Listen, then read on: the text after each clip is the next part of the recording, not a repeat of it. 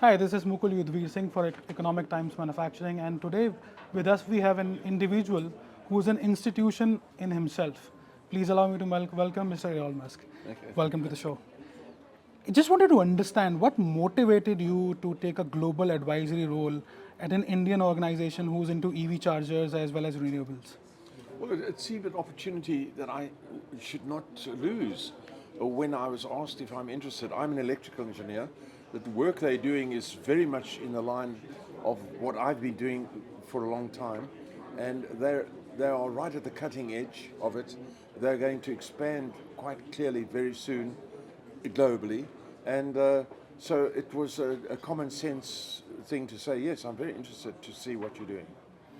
You've spent most of your life in a country which is almost similar to India, not in population, but in terms of emerging markets, South Africa, right? Yes.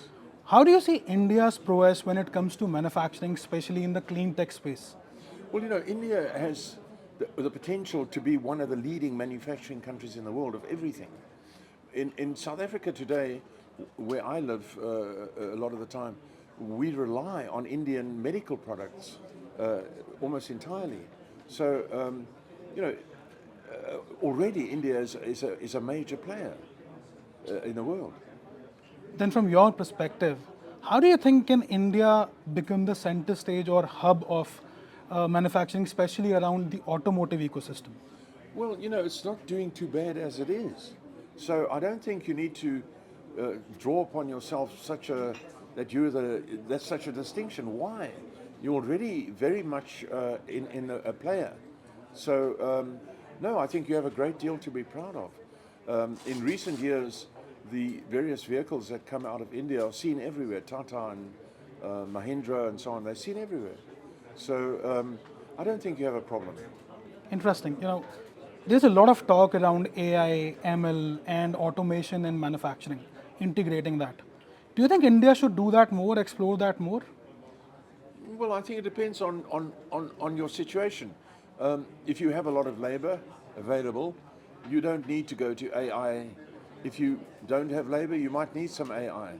If you've got, nothing will produce something as well as human labor, in my opinion. If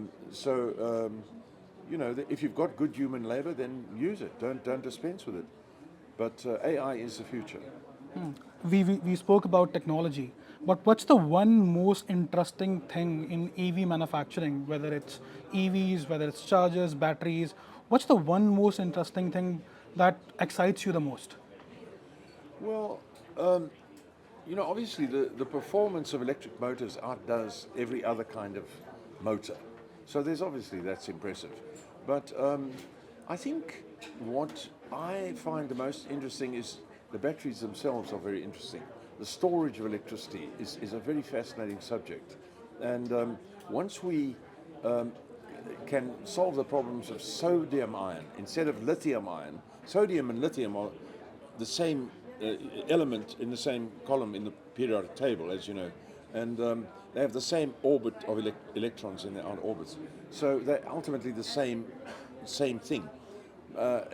Sodium is a heavier metal, but once we can build make sodium batteries in mass, the electric vehicle distances that they can travel will go to 1,000 kilometers on a charge.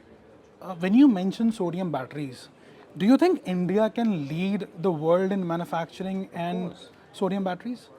Well, of course it can. It depends. It's whether you want to. If the drive is there, if the intention is there, you can do it. Sure, you can. The brains are here. No problem there. I'm reminded of an Indian boy who wrote to Cambridge and told them that he knows how black holes work. And he was living in an Indian village.